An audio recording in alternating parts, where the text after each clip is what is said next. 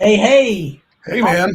you on this rainy day? Yeah, it's kind of gross out there, but it was a nice day for a fire this morning and kind of eased into the morning. I like days that I can do that. Did you It's get to been go, ease go, go, in? go, go. I've been working evenings, so Yeah. on a project that I can't do during the day. So, yeah, it's been nice. Yeah, I love it when I get up and you're the first one that's posted and everybody goes, wow, Carter started so early. And you look and it was, I think this morning was 3:04 in the Yeah, morning. that's when I finished. Yeah, that's what I'm saying. It's just crazy. So I'm taking the early shifts and you can take the in shifts. How's that? Sounds good. All right. Well, let's just hop right in here. We've got a really interesting show for you today. We're going to be talking about why isn't SEO, search engine optimization, working for my business?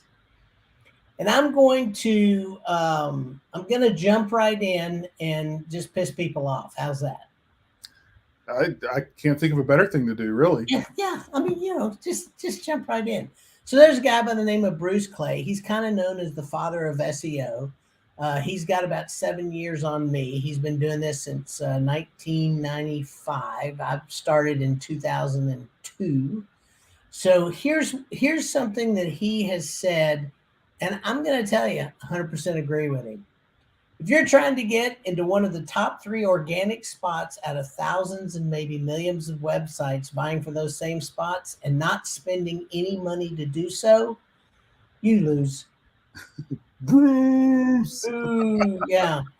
And I wanted to start there because if I wish I had $1 for every person that has made this comment to me, some iteration of this comment. They have said something maybe, well, I don't understand. Google is free. I don't understand why I have to pay anybody to do. Google should just know. Google, Google, Google, Google, Google. So here's what they do.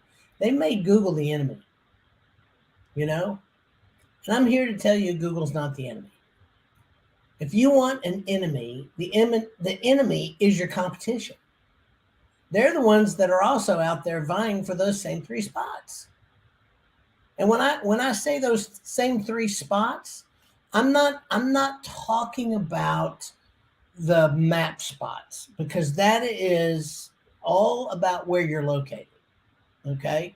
It really is. They just did a vicinity update and it really is more about if your business is in the vicinity of where the searcher is, you have a better chance of coming up. Whether you think that's fair or not is not the point. That's just the way it works. My point is this: there's still anywhere between 25 and 50% of traffic that comes through those top three spots in organic. Okay. So those are the spots that people go through the ads. They don't care about the maps. They're looking for a really good organic listing where they can get in there and do that because there's a lot of people. I happen to be one of them.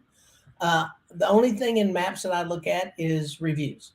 Outside of that, I'm going to go to the organic and I'm going to find the best company that's Why out do you there why do you do that exactly? I'm curious. because I don't care where somebody's located. If they'll come to me, I want to find them. Hmm. I'm much more interested in their knowledge and how they do the work um, than where they are. So reviews I look at, and then I want to see their website. I want to see, who they are, how big they are, if they're really local or not. It's another thing. I do I like my local guys. You know, I do. I want to use somebody that's local. Uh, and there's more and more people like me. It just is. I mean, I like local restaurants over chains. If I'm traveling and I want a good meal, then yeah, I can go to a chain and know if I'm going to get one or not because they're pretty, they're pretty cookie cutter, if you will. Um, but if I'm somewhere and well, you know this, when we're somewhere, we try to go somewhere local all the time because we want the local fare. So that's just one of those things, and it's the same deal in my local market. I mean, that's just the way I feel. But I'm telling you, Google's not the enemy. Okay, and I want people to understand that Google is not the enemy. It's competitive. So for you guys that are out there that are really competitive, if you want to compete and not put any money toward those top 3 organic spots, you will lose. You just will lose. There's too many other people out there doing that. The other thing about SEO I think people need to know is this: it never stops. So Carter, I know, because SEO is what I live in all the time, I could just take this and you could sit there and be pretty, but I want you to take this one. Yeah, it's constantly a moving target. And while Google's not the enemy, Google is absolutely interested in doing what is best for Google's business, which means constantly refining the way that it determines which business is the most relevant business listing or result in search to show somebody who's searching for a particular term. So what worked 18 months ago, what worked 12 months ago, what worked 10 months ago, what worked 4 months ago, oftentimes is not what's working now. And to simply think that you've optimized your site once back in 2015, so that work's done, what's next, and not even think about that website again means that you've missed out on a lot of opportunities and Google has passed you by. So the work of keeping your website fully optimized, the work of keeping up with the changes that Google makes, and the work of keeping up with what your competitors are trying to do to get Google's attention, because they're optimizing too. Some of them, the good ones are. Mm-hmm. That's what you got to do. It never stops. It's a treadmill, but it's also the name of the game. In business, nothing ever stops, right? You never stop hiring. You never stop training. You never stop writing paychecks. You never stop looking for better deals on supplies and vendors and things. You're constantly evolving to become more efficient, better, and to get in front of the people that you want to get in front of. And so that's the name of the game. Well, and then I'm going to throw another thing in there, because it's not just about the changes that Google makes. It's about what Google is looking for on your site. Anything that is static, that just sits and nothing ever happens to it, Google makes the assumption that you don't care. You just don't care. So they're going to give more weight to those websites that are actively being changed, actively, being added to, more pictures, more video, more this, more that, content changes, a little, a few more pages added here and there. When your team is updated, they see that stuff, and people really don't understand. These companies see that. I mean, they are very aware of what is going on. And it may not be the person that's sitting there, but it's the machine learning, the AI, the algorithms, all the things that they have in place.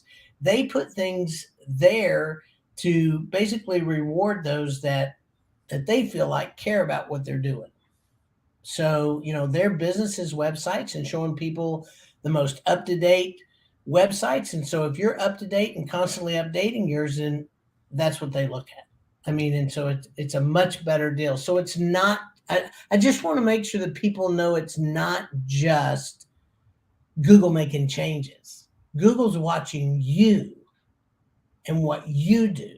Yes. As well. Not only Google, but your customers are watching. Sure. I mean, there's nothing more of a turnoff to me than when I go to a plumbing website to make a phone call to a plumber to help fix a problem.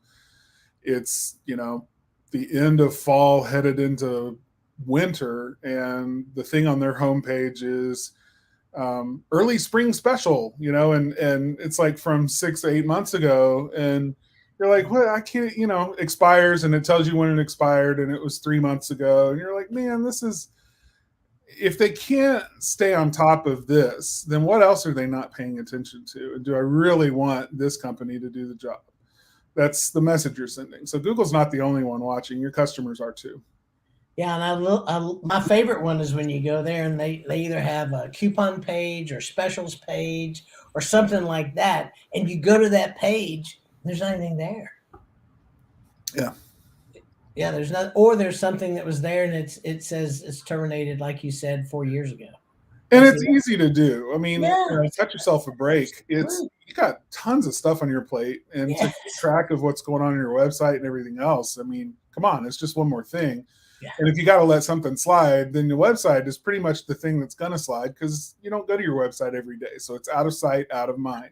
Your website doesn't knock on your office door asking for a raise. Your website doesn't call you up, at the end of the day telling you they're about to quit. I mean, it's just there. It just does stuff and you don't even think about it. And so, yeah, it's easy to let it slide. But that's, a company like us, that's what we do. We try to keep our eyes on it, try to keep stuff fresh. We're looking for ways to keep content updated and working with business owners to make sure that the website is always a reflection of what their intent is and the kinds of customers that they want to attract right now. Right. No, I totally agree. And hey, Mitchell, thank you for the love. I appreciate that. If any of you else that are out there feel like giving us a thumbs up, a little heart, that'd be fantastic. We'd love to have that. And speaking of activity, Facebook likes that activity, so we're gonna ask for it. But we're gonna go into this, and I touched on this before, is how important that organic traffic is. And so, the question is, if you're willing to sacrifice up to 50% of the traffic that you would get on your website, then the top organic spots just aren't important to you. And I'll just tell you, there's a lot of people that are so focused on the Google My Business piece. They're so focused on that. They're so kind of overly concentrating on that piece. And I understand why. But sometimes they're 30, 40 miles away from the place that they're serving, where if they went to the organic play and actually got in one of the top 3 spots, not only is it going to help them in those areas that they're going, it's also going to help with their Google My Business, because Google also sees that as well as a place that they serve. And a lot of people don't understand that. So, the organic traffic is still really important, unless, you want to give up, like I said, 30 to 50% of your traffic. If you're all right with that, then maybe that's okay. And just so that you see this, I want you to see this. If you want to give up the 30 to 50% of your traffic, then maybe search engine optimization is not for you. And the funny thing about this is everything I'm saying comes from Bruce Clay. I'm going to give him credit for this because he's the one that really kind of got just kind of down to the brass tacks just recently and said people need to understand this because there's a lot of other things going on and people are starting to think that SEO is gone, it doesn't work, all those kind of things. And he says we need to bring it back and be realistic about what's going on. So sorry, I went too fast. I'm all excited about this. So here's some really good guidelines. All right. And I wanted to put these in here because I also get this. How do I know if my SEO is working or not? Or how do I know if I'm working with the right company? Okay. So the first thing I'm going to answer is there's 5 things that if an SEO company says that they're doing these 5 things, you want to question whether they should be the companies that you're working with, because all these 5 things are really things that it's just not the way SEO works, but they've kind of convinced people that this is in their best interest. So the first one is this. They rank you on 1 or 2 keywords, proving that they did it. This is one of my favorite things. A lot of times we're seeing they'll even use this strategy to get you as a client. They'll want $5,000 a month, but you don't have to pay a thing. You just tell us, that you're interested in, what we'll do is we'll go out and we'll rank your website for one term, and we'll do it in 24 hours, or we'll do it in 3 days, or whatever it is that they'll promise you. And a lot of them do it, for one term. What they don't tell you though is that term is not going to bring you business. It's not the term that searchers look for when they're looking for your company. It's just an easy term that there's no traffic on, that it's easy to get a web page to pop up and be number one for. So then they show you they did it. And now you're like, wow, man, that's results. Well, I'll pay you $5,000 every month. That's a no-brainer.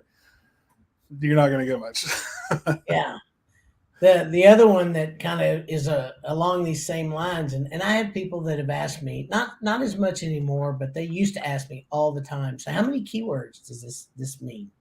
And my answer is always like, huh? What do you mean how many? Well, like, do I get 5 keywords? Do I get 7 keywords? Tell me how many keywords I get with your package.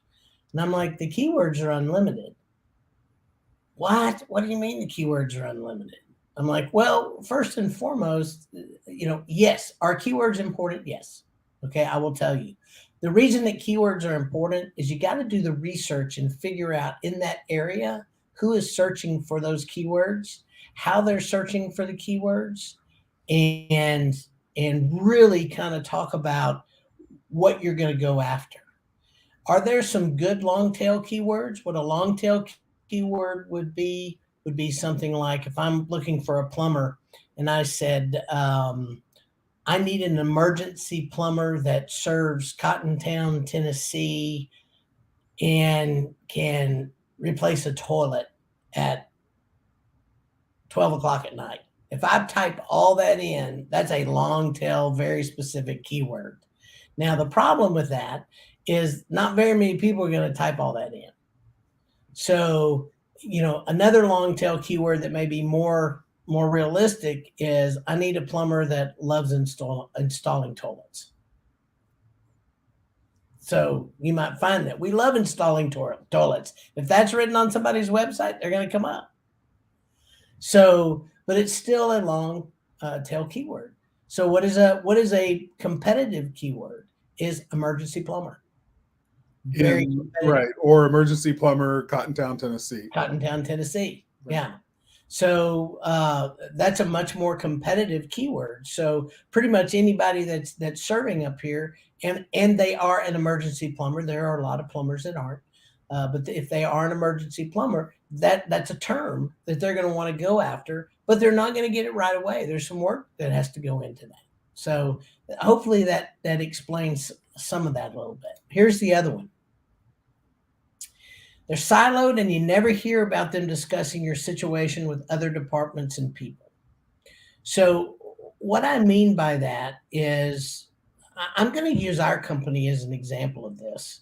We are relatively siloed. We have specialists. We have people that do Facebook. We have people that do ads and organic, different people. We have people that do Google AdWords. We have people that do special projects like Carter. We have people that do SEO. We have people that do the Google Business Profile, and we have our account owners. And we have a few people, designers and other people behind the scenes and writers that do other things as well.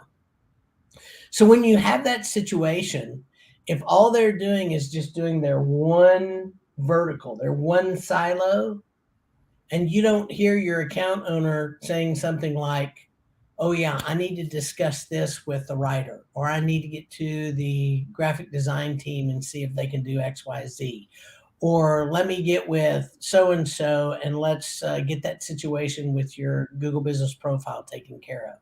That means they are communicating between those siloed directions.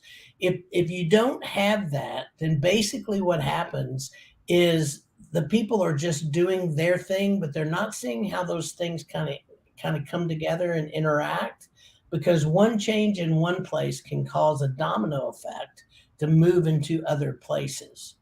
A good example of that, so that people can understand what I'm talking about, is when you move. All right, let's just say, we've had situations where people move literally a block.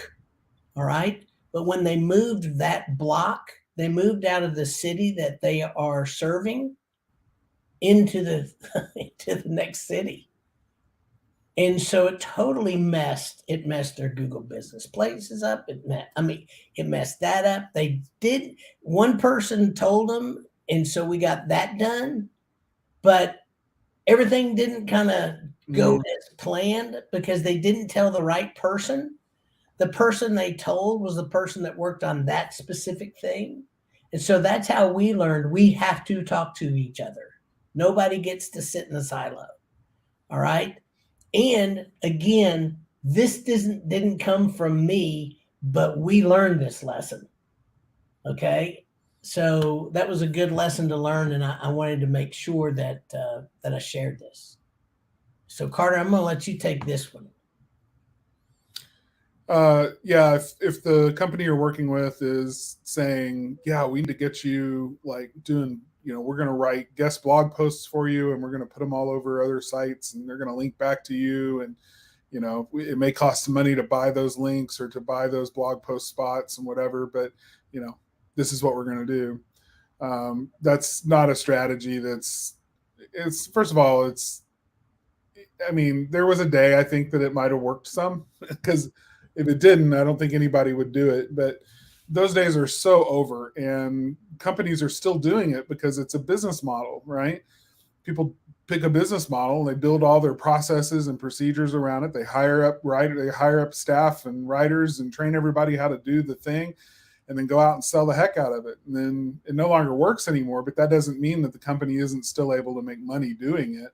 And they've got the machinery already tooled up for it. And so they just keep doing it. Yeah. And that's a shame, but it's just not an effective strategy anymore. Well, the other thing is it is directly against Google's best practices and their guidelines. Yeah. They are very, very specific, saying do not buy links, period. And where guest posts are concerned, they just don't work. There's not enough juice in any of those guest posts to help you at all.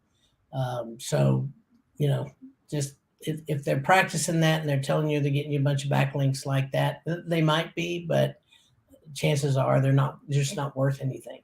Backlinks today, they're looking for authority backlinks. And that doesn't even mean like a high authority site, which Google got rid of that a long time ago too, because people were trying to game the system. A really good authority website for a backlink in your area is another website in your area. So don't discount that. If you are a plumber and you can get a backlink from a roofer and a chimney guy and some of those people, then yeah, get your backlinks. But also BNI is a great place to get a backlink. The Better Business Bureau, those are trust factor backlinks. So there's a lot of places like that. And guys, we're here to answer any questions as well. So if you have a question, you want to write that in the comment section. We'll be more than happy to get to those in just a few minutes as well. This is another thing that's really interesting because there are a lot of companies that are general marketers, and they're good general marketers, but they're not trained in search engine optimization. They don't keep up with search engine optimization.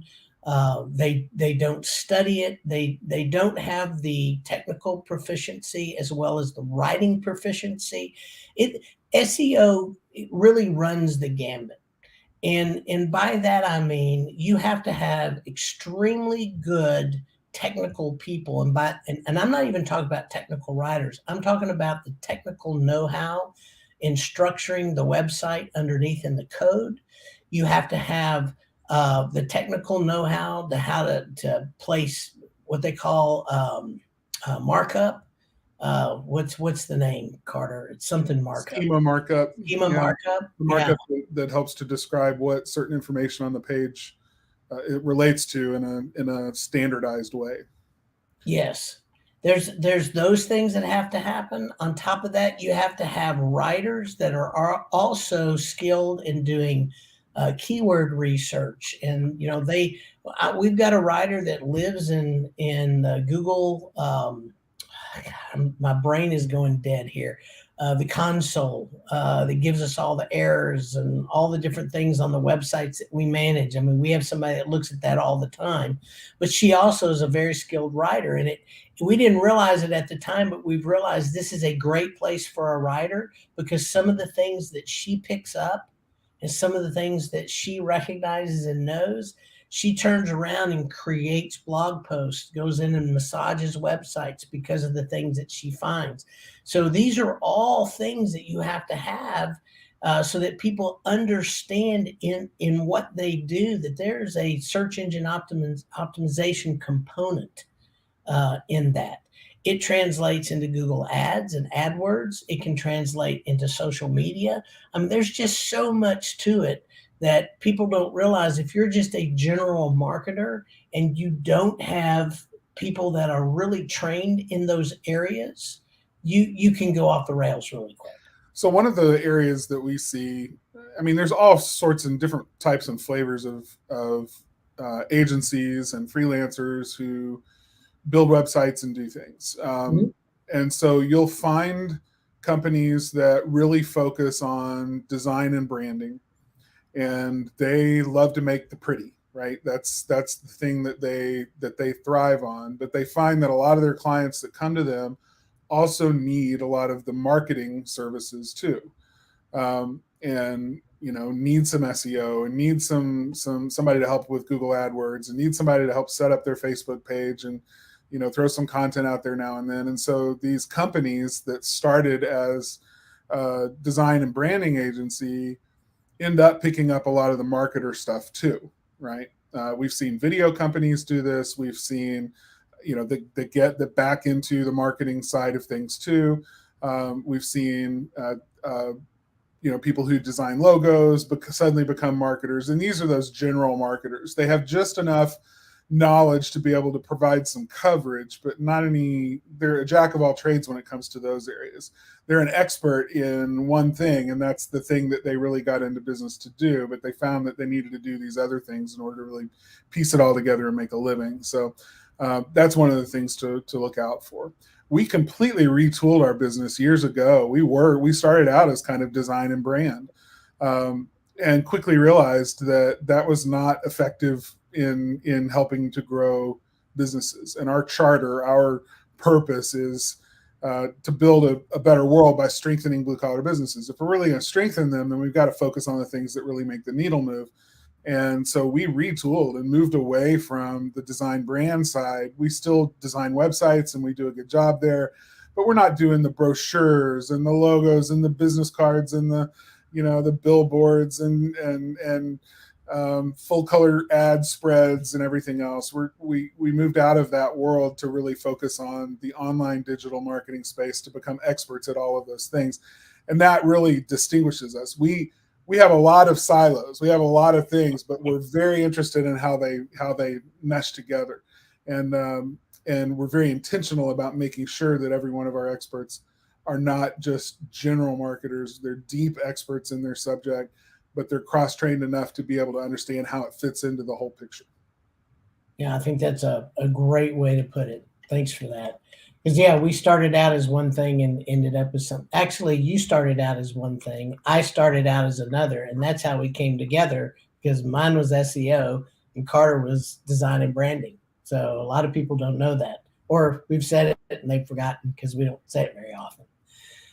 So here's another thing, and this is a big thing for me. They either ignore the data completely or they emphasize the wrong data.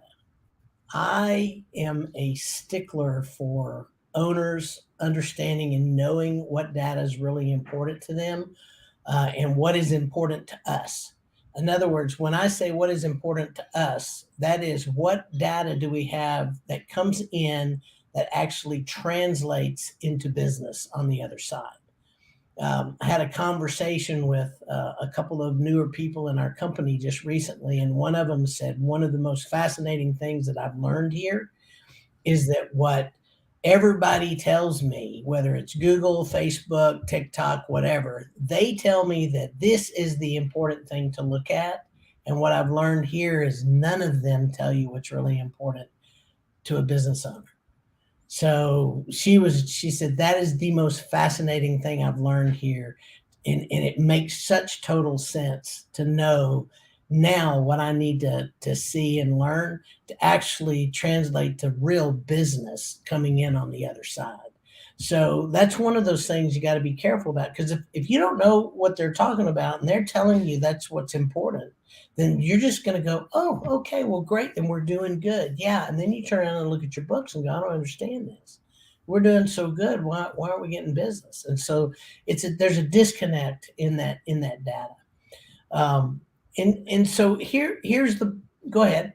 I was just going to say, we could spend an entire show just talking specifically about the data that marketers like to show, not just marketers, but social media people. I mean, the data that everybody thinks is the important stuff versus the data that really is important.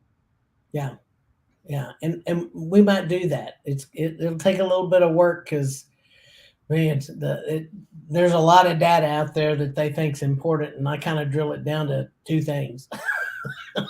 So, but here's the real thing. I read a book recently, and in fact, I gave it to Carter. I don't even remember the name of it. It's the Soul something. What's the name of that book that I just recommended? I know you're reading it. The Soul-Sourced Entrepreneur. The Soul-Sourced Entrepreneur. One of the things that she says in there is that people don't realize that when you're an entrepreneur or a business owner, we kind of get in these areas that it's not congruent with what we're saying who we are. And one of the examples that she used, I don't think Carter's there yet, but she talked about a young man that's a hacker, and had hacked into all these programs. He wanted to, I can't remember exactly what he wanted. I think it's in the fitness area. He wanted to build this big fitness kind of mega coaching fitness thing. And so he was hacking into all these other fitness places to see what they did. What did that guy do? And what did that person do? And what is that business doing? And going through the deal and hacking into their programs, and, never paying for anything, and couldn't understand why he wasn't successful. So he hired her as a coach, and one of the things she said was, well, you're not successful because you're not congruent. You're trying to ask people to pay you money for something, and yet you refuse to pay money for their services. And I thought, wow. So when I saw this, it was so on point with what I had just read, that if you want results, hire experts, pay them. You tell your clients and customers to hire you because you're the expert in what you do. So if you're not being really highly successful, it may be because you're not paying the right experts to do the right things. So it was, and I'm not trying to preach or anything. You want to go, do things yourself, whatever. I'm okay with that. And it may be working for you. I'm just saying, if it's not, there may be some incongruence, if you will, of, how you want your business to go, as opposed to what you're willing to do with other people's business. So I just thought that was just really, really interesting. Anything else, Carter?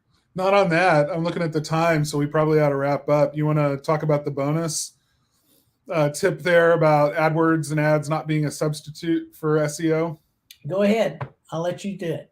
SEO and SEM are two different things. SEO is optimizing content for higher placement in search results. SEM is buying placement above search results. Okay, so on the page, as high as possible, and paying for that privilege.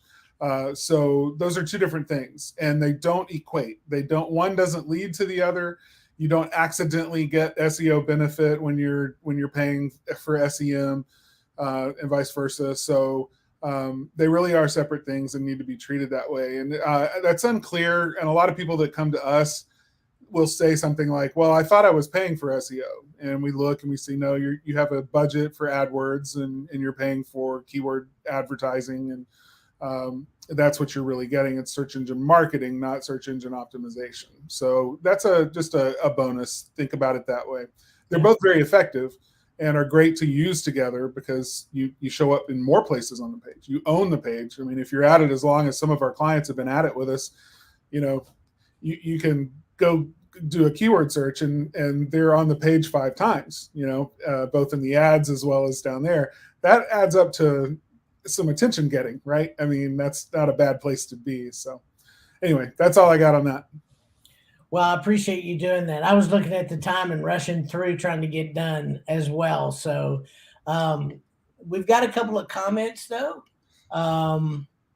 Renee, thank you very much. Aww. Appreciate that. I love it. I'm going to put it up here. We rock.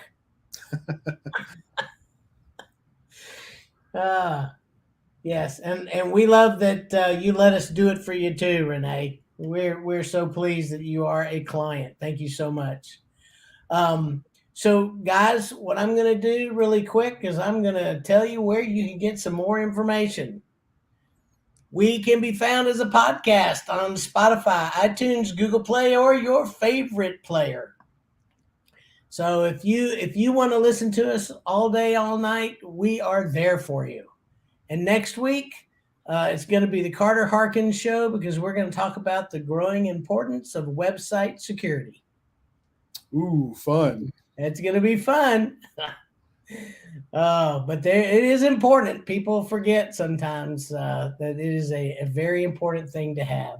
So thank you guys so much for showing up every week. We so appreciate all of you.